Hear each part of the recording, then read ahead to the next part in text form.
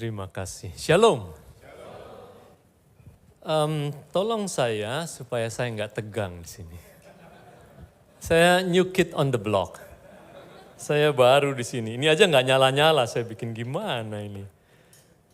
Terima kasih sudah mengundang saya di sini untuk membawakan firman Tuhan. Satu kehormatan yang besar sekali untuk membahas firman Tuhan. Selalu demikian.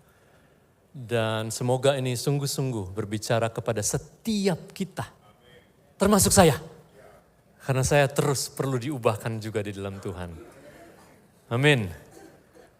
Dan topik kita hari ini adalah menjembatani jurang generasi dalam keluarga. Selalu dalam keluarga ada jurang generasi. Tapi bagaimana kita menjembataninya dengan kasih. Mari kita berdoa. Tuhan Allah Bapa, kami datang lagi ke hadirat-Mu yang kudus. Membawa hati kami. Kami sudah menyiapkannya untuk ditaburi oleh firman-Mu. Tapi kami butuh pertolongan Roh Kudus untuk kami mengerti maksud-Mu untuk masing-masing kami. Dan terlebih lagi kami mau menjadi pelaku-pelaku firman. Kiranya Roh Kudus menolong kami. Baik kami yang mendengar maupun hamba yang berbicara. Dalam nama Tuhan Yesus kami berdoa dan kita semua katakan amin. Nah Bapak Ibu, ini tidak gampang menjembatani jurang generasi. Apalagi kalau halus dengan kasih. Wah, lebih berat lagi. Jadi mari kita lihat dulu sekarang adalah nats ini terambil dari Efesus 6 ayat 1 sampai 4. Ayat firman Tuhan yang sudah sering Anda baca dan Anda dengarkan. Mari kita baca bersama ayat 1 pria, ayat 2 wanita, dan sampai ayat 4 bersama-sama. Pria, ya. Hai anak-anak, taatilah orang tuamu di dalam Tuhan karena haruslah demikian.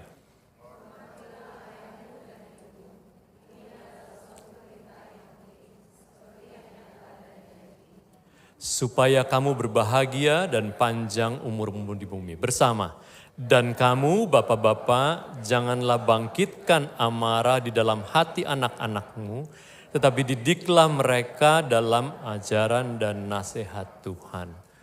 Jadi kita lihat di sini ada ayat 1 sampai 3 untuk anak-anak dan ayat 4 untuk orang tua. Tapi zaman demi zaman berlalu, perubahan generasi itu makin cepat berubahnya. Kalau makin cepat berarti jurangnya itu makin besar. Sehingga nggak mudah menghubungkan ayat 1 sampai 3 dengan ayat 4. Contohnya ini. Nah, saya baru baca ini ada berita bulan Mei sebetulnya. Ada seorang ibu dari generasi baby boomer yang bangunin anaknya milenial atau Z tuh. Ya. Milenial. Tapi anaknya susah bangun pagi, ini hari libur. Dibangunin pagi nggak bangun-bangun. Mamanya bilang, "We don't want you anymore." Hah? Lu jangan jadi anak gue lagi. Wih. Segitunya ya, itu menyatakan susahnya menjembatani jurang yang makin besar. Kalau buat generasi baby boomer, itu adalah udah bukan cuma 3, kerja, bukan. Kerja. Karena itu adalah zaman susah. Tapi kalau buat orang milenial, libur lah. Masa sih bangun pagi? Itu udah jurang generasi. Dan nanti banyak lagi contohnya ya. Maka kita lihat ini sekarang ya. Tuh di sebelah kiri tuh. Ayo lihat dulu. Baby boomers tuh 46 sampai 64. Kalau X itu 65 sampai 76. Kalau milenial 77 sampai 95. Dan Z itu 996 sampai 2010 sebetulnya. Berikutnya Alpha. Ih, ketawa-ketawa. Nggak usah angkat tangan, nggak usah angkat tangan.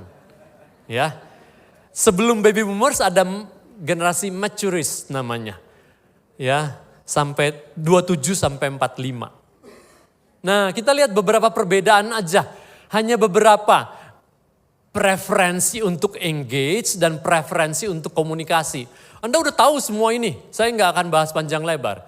Tapi kalau orang baby boomers tuh menggunakan telepon, kalau orang yang dan dia pengennya tuh tatap muka.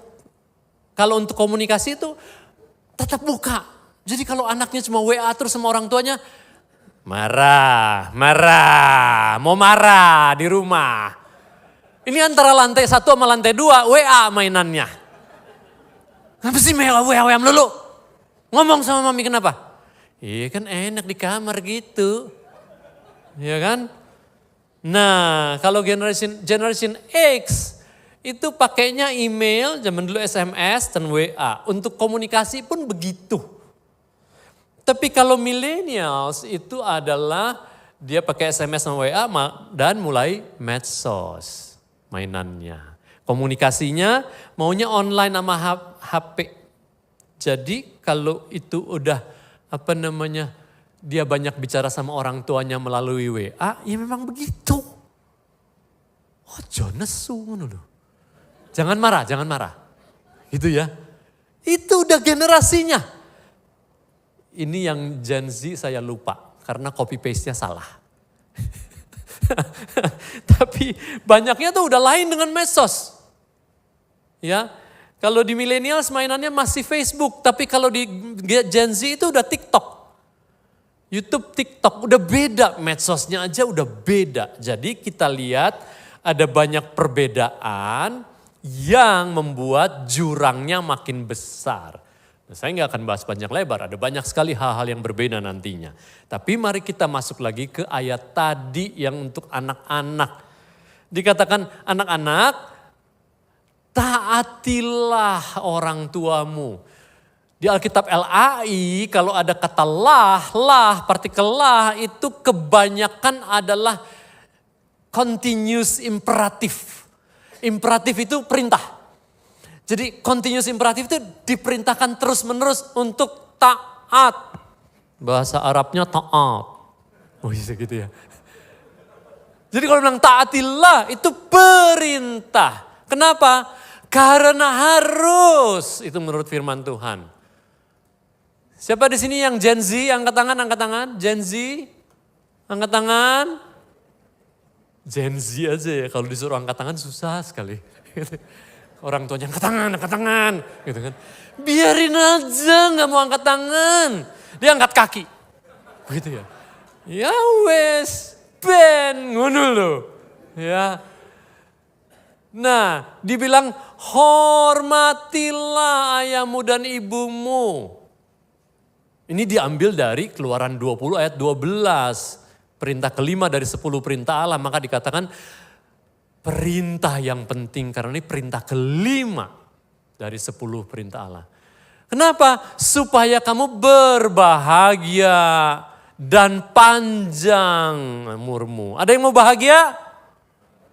Semua lah ya. Ada yang panjang umur? Semua ya.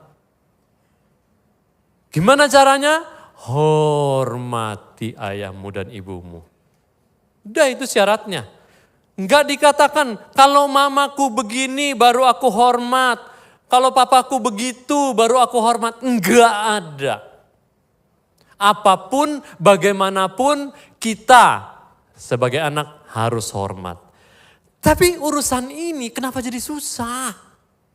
Nah mari kita lihat. Saya ambil dari buku Hati ke Hati.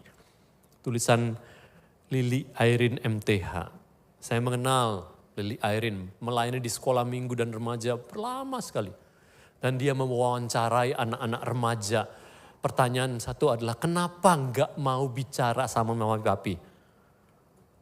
Katanya papa mama itu, soalnya dia enggak mau bicara sama aku. Maksudnya apa sih? Enggak mau bicara itu gimana maksudnya? Maksud lo? Kalau bicara tuh hanya fakta. Hanya instruksi, hanya koreksi. Berapa koreksi yang dikeluarkan setiap hari sepanjang hari? Berapa koreksi? Dihitung deh, coba pakai tabulasi. Instruksi berapa? Coba tabulasi, coba aja. Instruksinya apa? Dari bangun, kedua apa? Makan, ketiga mandi, keempat apa? Sekolah, terus sampai tidur lagi, instruksi terus. Tapi ada orang tua bilang, kan Pak harus berulang-ulang. Yang berulang-ulang tuh ngajarin firman. Bukan instruksi, apalagi koreksi. Mana yang lebih dulu? Percakapan dangkal atau hubungan dangkal? Percakapan dangkal ya gitu ya? Ya udah saya manut aja. Percakapan dangkal nih gimana? Cuman dari sekolah, tadi di sekolah ngapain? Itu aja dari hari ke hari, dari bulan, minggu, bulan, tahun ke tahun pertanyaannya. Anaknya udah SMA, udah bosen. Jadi kalau anak ditanya gitu, jawab, hah? Nggak ada. Terus orang tuanya makin marah. Kalau ditanya tuh gitu ya. Ya pertanyaannya kagak mutu. Itu aja bertahun-tahun. Instruksinya itu. Kalau anak tuh udah SMA. Anak SMA disuruh mandi. Anak SMA tiap hari diingetin mandi. Ya Pak kalau gak diingetin kalau mandi. Gak apa-apa. Gak akan mati. Nanti gimana kalau... Biarin. Karena makin diingetin, jurangnya makin besar. Makin dikasih koreksi, jurangnya makin besar. Terus apa lagi? Keluarga mah gak mau denger. Anak remaja beroleh kesan bahwa gak ada waktu yang tepat untuk berbicara dengan orang tua. Mereka gak dapat perhatian penuh dari ayah ibu dalam satu percakapan. Papa mama di Jakarta pikirannya adalah cari uang sebanyak-banyaknya. Untuk kasih pendidikan terbaik, kasih les terbaik, kasih makan terbaik, kasih apa terbaik. Tapi enggak berikan diri yang terbaik untuk anak. Jadi anak-anak enggak mau berbicara, ngapain? Nomor 3, nomor 4 dulu salah ya. Roh Kudus berkata lain. Padahal PPT-nya salah. Gak ada yang perlu dibicarakan dengan mereka. Kenapa? Karena udah masing-masing. Isolasi, masuk di kamar, hanya WA. Karena begitulah. Apa hubungan yang dikembangkan. Nomor 3, kami gak pernah sepakat konflik. Kalau di keluarga-keluarga Kristen, di rumah-rumah keluarga Kristen, hitung. Setiap hari ada berapa konflik. Ada berapa nada tinggi? PR kita adalah menurunkan angka-angka itu. Amin? Woi, cuma depan yang amin.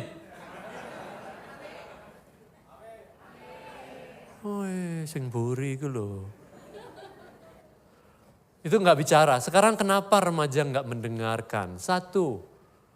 Orang tua enggak melakukan apa yang mereka katakan. Jadi kenapa harus dengar?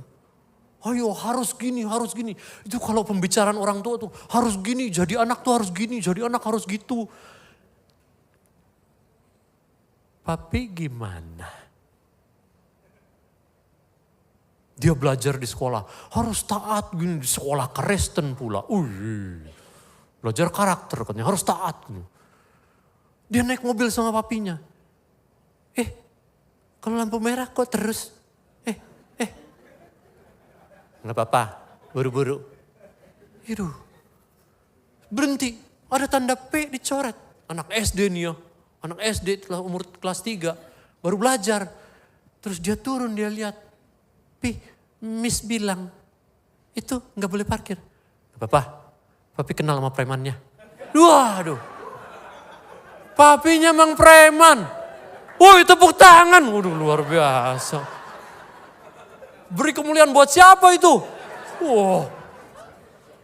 Jadi dia melihat dalam hidupnya apa yang dikatakan sama yang dilakukan enggak selaras. Udah baca Alkitab belum? Udah baca Alkitab belum? Kalau situ udah belum. Gak perlu ngomong. Anda baca Alkitab lebih banyak nggak sebagai orang tua? Kalau begitu anak-anak akan tiru. Terus kenapa nggak mau denger? Nomor 2. Waduh, udah tebel nih kuping. Udah tebel. Dari zaman TK, pra-TK, TK, SD, SMP, SMA. Itu terus yang diomongin. Ya tadi itu, mandi, tidur, bangun, makan. Semua begitu. Terus menerus. Mengingatkan kesalahan atau tanggung jawab anak remaja. 3, oh salah lagi nih, copy paste soalnya. Anak sekarang pikir, sama, semuanya bisa di Google. Nggak usah tanya orang tua, ada di Google, ada di YouTube, lebih canggih daripada orang tua. Terus orang tua nelongso. Hah? Nggak pernah ditanya lagi sekarang. Nomor 3, orang tuaku sarkastis dan merendahkan. Apa kalimat yang merendahkan? Kamu masih kecil. Hah? Nanti aja kalau udah gede. Wah, seperti gitu. Jadi, males dengerinnya. Ngapain harus dengerin? Nah, makanya firman Tuhan untuk para orang tua nih. Ya, waktu dipakai istilah bapak-bapak, itu karena budaya zaman itu. Budaya paternalis. Ngomongnya kalau di umum itu pada orang pria.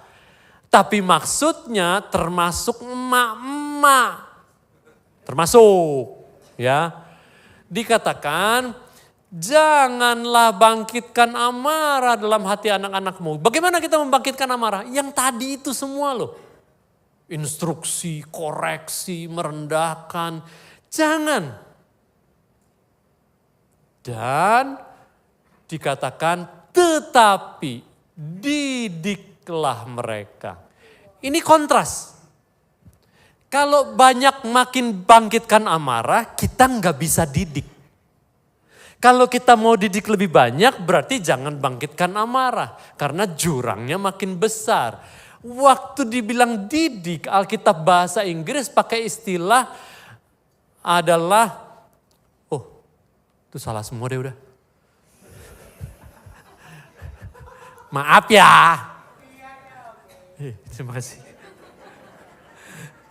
Mengasuh, mematangkan. Alkitab bahasa Inggris istilahnya tuh train them up, bring them up, raise them up. Kita selalu harus tanya tiap hari, apakah kalimat-kalimat kita itu bring them up atau bring them down? Raise them up, nggak bisa raise them down. Raise is always up.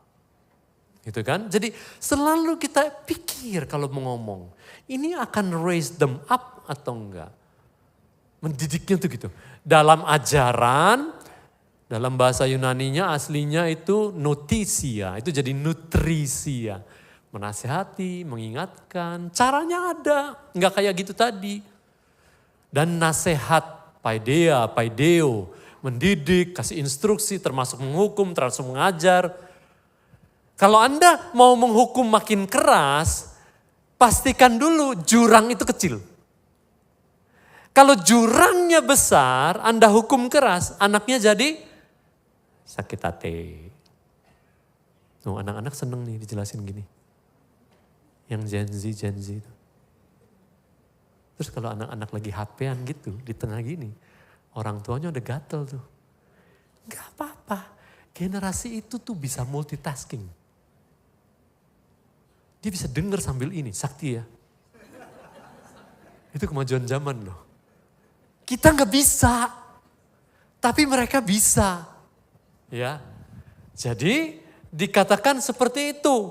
Kalau Anda mau mengajari mereka dalam ajaran dan nasihat Tuhan, jangan bangkitkan amarah. Semakin banyak instruksi, koreksi, dan namanya itu ilmu omologi. O-nya itu apa? Omelan. Omelan. Kalau Anda perlu beriman, berdoa dan minta Tuhan untuk mengurangi apa? Yang keras. Nanti ditaruh, dibuang, jangan dibawa pulang. Semakin Anda banyak ngomel, jurangnya semakin besar. Dan kita nggak bisa bring them up, train them up, raise them up in the word of God. Cannot be. Karena setiap kali omelan ada, itu jurang. Waktu kita mau ngajarin mereka, udah tebel. Gitu enggak? Guyu generasi Z. Ketawa-ketawa aja. Gitu ya. Enggak jawab sih. Tapi kita ngerti. Jangan bilang jawab yang keras. Oh itu politik. Jangan bahas di sini.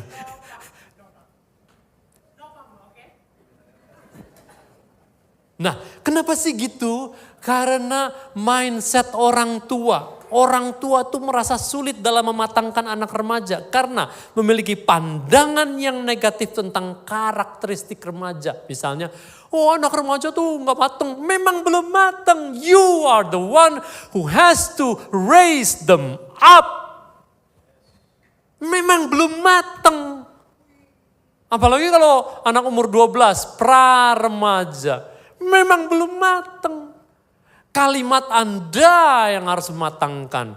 Anak remaja tidak tahu cukup banyak. Iya memang masih remaja. Kalau cowok anak umur 12 masih pongo-pongo. Apa?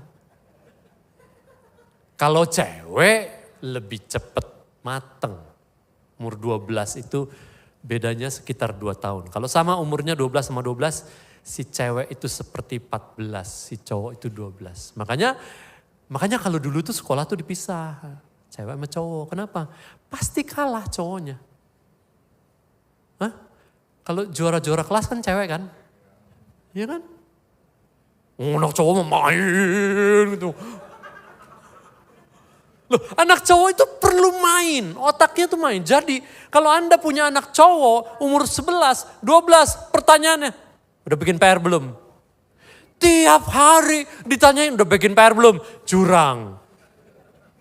Belajar, jurang. Belajar, jurang. Karena anak cowok udah diciptakan Tuhan,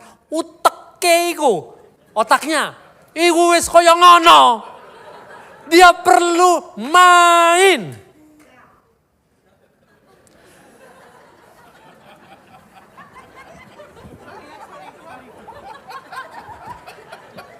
Betul. Oh. Iya. Anak cowok perlu main. Kalau dia main banyak, dia tumbuh makin matang. Makanya anak cowok nanti tumbuhnya kemudian. Waktu kuliah, itu dia mulai nyusul. Kepemimpinannya segala macam. Jadi, kalau anak cowok gak usah disuruh-suruh belajar. Ya pas bandrol juga gak apa-apa. Ini banyak pengusaha berhasil di sini, banyak. Yang gak juara kelas, begitu kan? Cepet aja nih Pak Andi, oh ya gitu. Cepet, gak usah disuruh-suruh belajar. Nanti biar dia belajar sendiri. Makanya kita lihat ini ya. Nah, perilakunya gimana, mindsetnya. Perilaku orang tua gini. Ini ilustrasi ya, ilustrasi jam 6. Itu untuk orang tua terhadap anak umur 0 sampai 5. Otoritasnya ketat. Ngomongnya itu otoritatif. Mandi. Kenapa? Papi bilang gitu. Gak usah dijelasin. Makan sayur. Aku gak suka dijelasin. Nanti kalau makan sayur gini. Gak ngerti. Belas.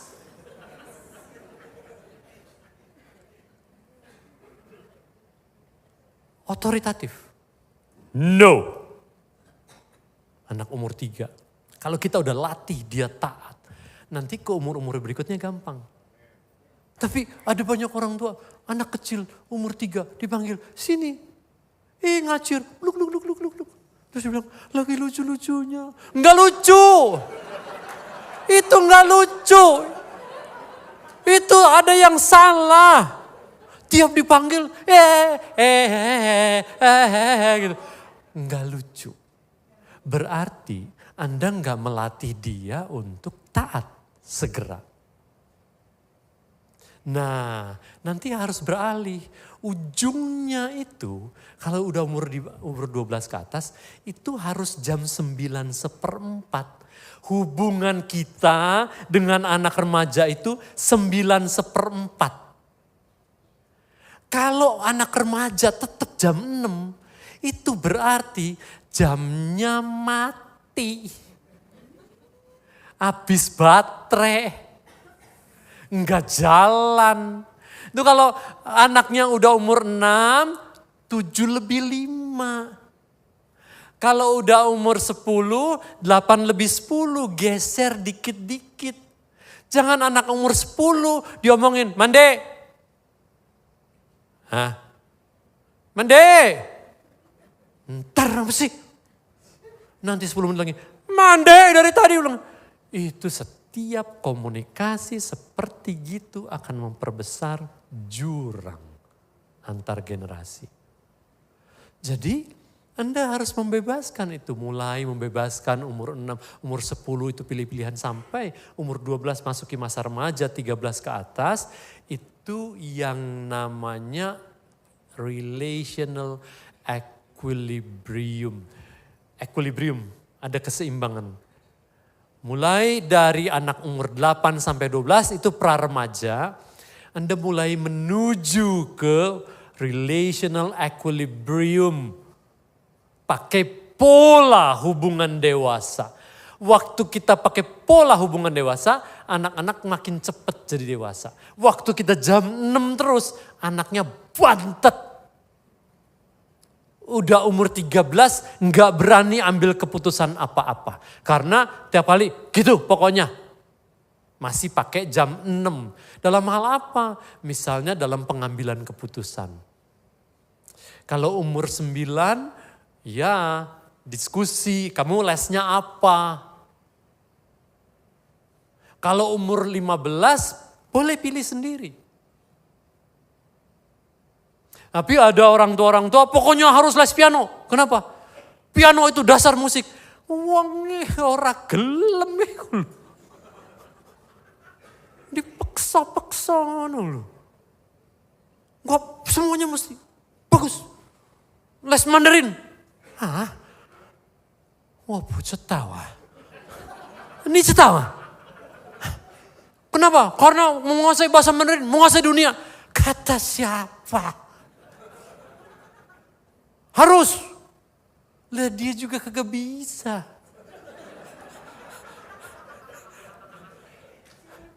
Tapi kamu harus. Aduh, gak bisa. Jadi dalam pengambilan keputusan gak dilatih karena udah umur 11, 12, 13, jam 6 terus. Kenapa? Jam papanya mati. Gak diperbaiki. Terus dalam hal apa lagi? Orang tua tuh overprotective. Gak boleh keluar anak itu. Ini ya terutama yang cindo-cindo ini ya. Perhatikan ini yang cindo-cindo, woi. Bojoku cindo soalnya. Karena kami boleh naik TJ, naik angkot. Kami latih sejak kecil. Iki sing cindo-cindo, jangan. Bahaya. Wah kamu itu. Waduh. Sepupu bojoku itu. Anaknya gak boleh keluar pagar rumah. Kenapa Mi? Kamu terlalu putih. Matamu sipit. Ampun. Selesai. Sakit hati bertahun-tahun. Gitu ya. Overprotective. Ketiga, over-involve. Micromanaging. Iya kalau umur 6, umur 7 tasnya diperiksa. Boleh. Umur 11, 12, tas diperiksa. Belgedes iku. Saya sebagai konsultan yang suka mendampingi sekolah-sekolah Kristen ya. Di sekolah Kristen itu ada lobby gitu. Ini apa barang-barang? Oh ini barang-barang disusulin. Nama siapa? Ada yang supirnya, ada yang orang tuanya. Kenapa? Berarti ketinggalan. Biarin ketinggalan. Lo nanti dihukum. Iya biarin dihukum. Supaya tambah mateng. Ini orang tua Kristen ini. Anaknya gak oleh dihukum. Yang gak mateng. Gak boleh dihukum. Kalau dihukum orang tuanya pasang badan, datang ke sekolah. Apa? Ada apa? Kenapa rupanya anakku dihukum? Maaf ya, maaf. Gak ada maksud, maaf. Itu cuma gitu. Tiba-tiba keluar begitu. Maka gimana memperkecil jurang generasi itu adalah ayat ini. Mari kita baca bersama. 1 Korintus 13:11. Ya, ketika aku kanak-kanak, aku berkata-kata seperti kanak-kanak. Aku merasa seperti kanak-kanak. Aku berpikir seperti kanak-kanak. Sekarang sesudah aku menjadi dewasa, aku meninggalkan sifat kanak-kanak itu. Dan kita tahu 1 Korintus 13 itu adalah perikop mengenai kasih. 1 Korintus 13 ayat 4-7 daftar tindakan kasih. Jadi waktu ayat 11 ini dikatakan ini dalam konteks mengasihi. Artinya kita harus bertumbuh dalam kasih. Dibutuhkan kasih yang semakin dalam untuk menjadi fondasi yang kuat dari jembatan yang kita bangun menuju ke hati anak-anak pra-remaja, remaja dan dewasa. Kita mesti lebih mengasihi mereka pada waktu mereka lebih sulit dikasihi. Kan bisa jawab sekarang. Anak-anak remaja nalarnya udah jalan. Iya dong, masa gak bisa jawab? Itu anak umur 5. Tapi orang tua katakan udah pinter jawab sekarang. Piye. Jadi kita mesti lebih mengasihi. Nah sekarang kasih itu muncul dalam bentuk apa? Bagaimana ini membangun jembatan melalui persahabatan orang tua anak. Ini hanya 7 di antara sekian hal praktis. Semoga saya nggak lewat waktu. Hanya 7 dari sekian contoh. Ya, 1, usahakan untuk punya hobi yang sama dengan anak. Orang yang hobinya sama akan lebih gimana? Connect. Siapa goeser? Goeser siapa? Goeser itu loh. Sepedaan. Bisa connect, bisa omongin sepeda itu. Ininya beli di sini, ini pakai yang gini, bisa berjam-jam. Jadi kalau kita punya hobi yang sama dengan anak, bisa ngobrol selain instruksi dan koreksi. Nanti itu ditaruh di mana? Waktu pulang dari sini? Taruh di sini. Oh jadi kau mulai. Jangan dibawa pulang. Instruksi sama koreksi. Siap? Enggak siap. Siap. Ini. Siap apa ora? Ngono lho. Nah, jadi punya hobi. Saya dengan anak cewek, saya punya 2 anak cewek umur 29 dan 25. Saya menyamakan dari mereka kecil melalui musik. Latihan-latihan musik bersama berjam-jam. Punya hobi musik, diskusi. Sekarang saya tanya, ada yang tahu lagu ini enggak? Orang tua nih ya saya tanya. Mungkinkah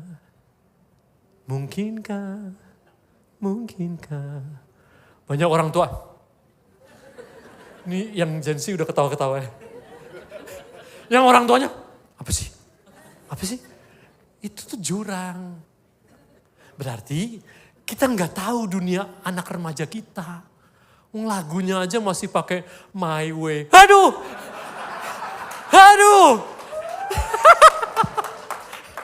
My Way wis kuna itu. Kuno. Karaoke My Way. Ya nggak apa-apa, tapi nggak bisa ada jembatan. Gitu loh. Sama anak cowok, saya sering ini. 2 anak cowok kami. Nonton bareng rutin dari kecil. Klub kami MU yang masih kalahan sampai sekarang ya. MU. Bukan Madura United ya. Manchester United, oke. Gitu ya. Klub kami dari anak-anak kecil sama. Sampai sekarang. Anak saya satu sekarang udah tinggal di Amerika. Kalau main itu MU tadi malam. Udah WA saya. Udah di depan layar belum? Sepanjang 90 menit lebih. Aduh, kenapa gitu sih? Alah, enggak gol. Aduh, hampir tuh tadi.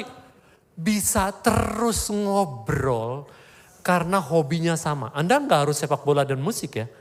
Bisa apa aja. Ini cuma contoh. Tergantung hobi anak Anda apa. Anak-anak kalau disamain hobinya sama orang tua jangan bilang apa sih. Gitu ya. Perlu. Nomor 3, mendampingi anak beraktivitas. Terutama papa. Kalau mama udah sering itu, gak apa-apa. Jangan ngikutin suaminya. Tuh dengerin. Jangan disikutin, didoain. Tulang rusuknya udah hilang 1, jangan 2. Gitu ya. Mendampingi anak beraktivitas. Apa aja, aktivitas apa. Kalau ikut kompetisi apa, Anda hadir. Siapa? Yang jawab mama. Yang jawab papa gitu. Seneng itu mama. Suami gak ngomong itu. Suami. Tai yang ngomong gitu. Papa amin. Oh ya, ini loh. Keras banget istrinya ngomong. Papa katanya gitu. Awas ya, jangan diinget-ingetin nanti di rumah. Diapain? Begitu ya. Nomor 4. Bergaul dengan teman anak-anak. Kenali teman anak-anak. Ngobrol sama teman anak-anak. Zaman dulu waktu masih pakai telepon fixed line, tiap ada telepon buat anak-anak saya bisa, kamu ini apa kabar? Kamu kapan? Lagi apa sekarang? Ujiannya kapan? Lagi ulangan apa? Nanti om doain ya. Kalau ketemu di gereja, jangan cuma ketemu majelis pena tua. Enggak usah. Ini pena muda aja. Ya. Yang muda-muda itu Anda ngobrol dengan teman anak Anda. Sehingga di rumah bisa ngobrol sama anak. Tadi mami ngobrol sama si ini seru banget ya dia gini-gini. Iya dia lagi. Nanti kapan-kapan kita doain di doa keluarga kita. Teman kamu lagi ini loh, lagi itu loh, kita doain yuk. Itu lebih bangun jembatan. Nomor 5, ini penting nih. Nonton konser artis grup favorit bersama. Nah anak saya yang nomor 1 sama 4 cewek, 2 sama 3 cowok. 1 sama 4 suka K-pop. Terus mereka bilang, ini berapa ya 9 tahun lalu. Si ayah mah enggak suka K-pop. Saya orang musik tapi latar belakang klasik. Saya orang vokal, melatih vokal, tapi K-pop dia pasti gak suka. Saya bilang gini, saya mau bangun jembatan, saya bilang kamu cariin grup yang ayah bisa suka. Cari, berdua cari. Coba katanya, yang ini. Oh gak suka. Coba lagi, ini dengerin coba, ini pasti gak suka. Iya bener gak suka. Sampai ketemu satu grup Namanya Mamamoo. Coba remaja yang tahu Mamamoo, grup K-pop, angkat tangan, boleh angkat tangan? Enggak tahu juga. Wih, BTS taunya. Mamamoo, anak saya senang BTS, tapi saya nggak senang BTS. Tapi waktu disebut Mamamoo, M-A-M-A-M-O-O. Wah bener nih, wah ini saya suka. Progresi, chordnya, jalannya melodi, macam-macam harmoni suaranya. Jadi itu jadi grup favorit kami bersama. Jadi waktu Mamamoo datang Februari 2023, mereka tanya, mau nonton gak? Ayo nonton yuk, bareng. Bertiga sama anak saya cewek. Kita nonton Mamamoo di ICE BSD. Waktu antriin panjang sekali. Konser jam 7, kita harus datang ke sana jam 11. Saya pikir, gue kuat nggak nih? Iya, sebab kalau enggak nanti susah, macet sekali. Apa segala macam. Oke, siap. Having fun. Jam udah mulai antri tuh, antrian panjang di dalam gedung ya. Dari luar gedung udah antri. Dalam gedung udah antri masuk. Antri panjang, maju dikit, maju, lama sekali. Satpam datang, bawa kursi. Pak, ini Pak. Iya Bapak supaya jangan capek. Ya lihat ini orang tua ngapain di sini. Gitu. Supaya jangan capek. Oh iya, ketawa-ketawa anak saya. Tiap geser bawa kursi kecil. Wow, gitu. Itu jadi kenangan indah bertahun-tahun sampai sekarang. Kalau kita ngobrol soal itu, wah kita ketawa-ketawa. Tapi di dalam gedung konser tuh luar biasa. Orang semua bisa bahasa Korea loh. Yuk, orang Indonesia. Lagunya. Wow. Enggak ero aku. Ora apa-apa, sing penting ana jembatan ngono lho. Menuju hati anak-anakku itu. Nomor sedikit lagi ya, maaf nih agak telat nih. Nomor 6. Excited di dalam atau dengan aktivitas favorit anak. Excited. Anak sulung kami suka sekali board game. Board game, dia ada di komunitas-komunitas. Dia sering ngundang teman-temannya ke rumah main.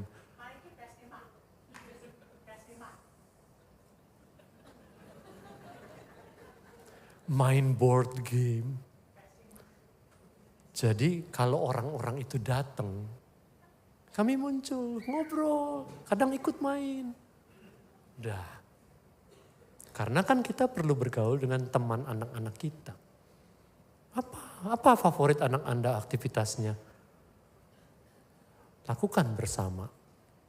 Nanti waktu kita mau train them up in the word of God, akan lebih diterima enggak? Kalau omongan-omongannya cuma instruksi, koreksi, omelan, kita enggak bisa memuridkan mereka di dalam Kristus. Gak ada jembatan. Makanya orang suka bilang, kok kalau udah remaja jadi lebih suka sama temennya? Dalam bahasa anak-anak tuh gini dia bilangnya. Papi enggak fun. Enggak fun. You are not fun anymore. Lakukan hal-hal ini. Terakhir nomor 7. One on one atau dating bulanan. Ayah dengan masing-masing anak. Kami mulai dari anak-anak masih kecil. Anak 4. Selasa pertama anak pertama, Selasa kedua anak kedua, Selasa ketiga anak ketiga, Selasa keempat anak keempat. Anak-anak senang sekali. Bangga sekali. Waktu diajak ayahnya. Cuma setengah jam. Ngobrol. Menjadi sahabat. Menjadi teman. ngobrol, nggak ada koreksi, nggak ada instruksi. Nah, saya masih bisa one on one dengan anak-anak umur dewasa sekarang ini.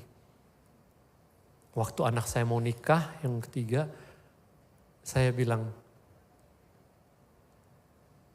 lunch yuk. Oke. Dia dari kantor, kita bisa one on one. Tapi anak-anak waktu masuk umur 13, dia harus dating dengan saya. Satu ritual, kamu masuk dunia remaja, ayah akan memperlakukan kamu sebagai orang dewasa. Supaya jembatannya ada, dan itu hanya cara supaya kita bisa mendidik mereka di dalam ajaran dan nasihat Tuhan. Nah, waktu Yesus di Yohanes 15 ayat 15 mengatakan, mari kita baca bersama. Ya, aku tidak menyebut kamu lagi hamba, sebab hamba tidak tahu apa yang diperbuat oleh tuannya. Tetapi aku menyebut kamu sahabat, karena aku telah memberitahukan kepada kamu segala sesuatu yang telah kudengar dari Bapakku. Yesus memperlakukan murid-muridnya enggak jam 6. Mendekati akhir-akhir masa pelayanannya, Yohanes 15 sudah dekat akhir. Dia bilang, saya tuh jam 9:15 dengan kamu. Mau jadi sahabat. Aku telah memuridkan kamu 3 tahun ini. Kamu bukan muridku lagi, kamu sahabat. Nah, kita dalam membesarkan anak-anak kita, jurangnya harus makin kecil. Walaupun generasi kita berbeda jauh. Untuk apa? Supaya kita bisa memuridkan mereka di dalam Kristus. Amin? Ini udah ada petugas-petugas nih saya. Saya jadi takut nih. Kenapa nih? Ada gerakan-gerakan gini. Oke, siap. Saya petugas partai, saya manut. Nah, mari kita berdoa. Tuhan Allah Bapa, kami berterima kasih. Karena Engkau terus mengajari kami melalui firman-Mu. Tuhan, tolong kami taati Engkau.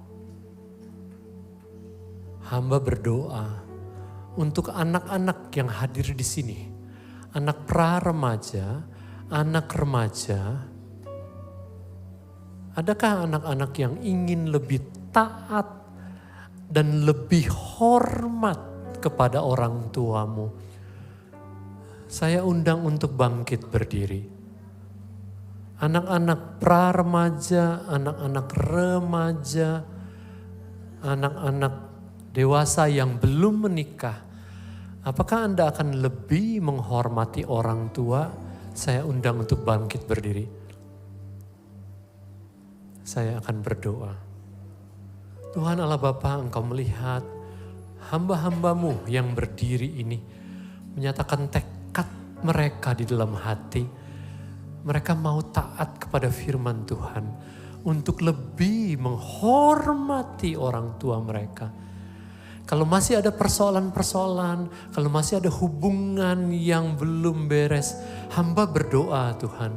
Kiranya Tuhan menolong mereka, membereskan. Ada saling maaf, ada pengampunan di sini. Supaya kasih Tuhan bisa mengalir lebih lagi di dalam setiap keluarga. Kalau ada yang belum rekonsiliasi, hamba berdoa supaya ada rekonsiliasi antara anak dan orang tua. Hamba berdoa di dalam nama Tuhan Yesus, silakan duduk. Kalau ada orang tua yang ingin melakukan firman Tuhan, tidak membangkitkan amarah di dalam hati anak-anak. Dan mendidik mereka di dalam ajaran dan nasihat Tuhan. Mengurangi omelan, mengurangi instruksi, mengurangi koreksi. Mengatakan hal-hal kasih lebih lagi. Saya undang untuk bangkit berdiri. orang tua yang ingin lebih mengasihi anak-anakmu, memperpendek jarak, membangun jembatan hubungan supaya bisa memuridkan anak-anak di dalam Kristus. Hamba berdoa, Tuhan Engkau lihat anak-anakmu yang setia ini, hamba-hambamu yang berdiri di hadapan altar-Mu. Mereka ingin menjadi pelaku-pelaku firman Tuhan. Kiranya Tuhan menolong mereka satu persatu, setiap pasutri. Tuhan berikan hati yang baru, kuasa yang baru, kasih yang lebih lagi. Supaya mereka bisa mengasihi anak-anak mereka lebih lagi. Dan mengajarkan ajaran dan nasihat Tuhan. Mari kita semua berdiri di tempat. Kita bersyukur untuk firman Tuhan yang boleh ditaburkan. Dan biarlah kiranya firman ini boleh tumbuh subur. Berlipat 30, 60, 100 kali lipat di dalam kehidupan kita. Dan keluarga-keluarga kita. Boleh menjadi pelaku-pelaku firman dan memuliakan Tuhan lebih lagi. Kita semua berdoa, bersyukur di dalam nama Tuhan Yesus, Tuhan dan Raja kita. Dan semua kita katakan amin. Tuhan memberkati, silakan.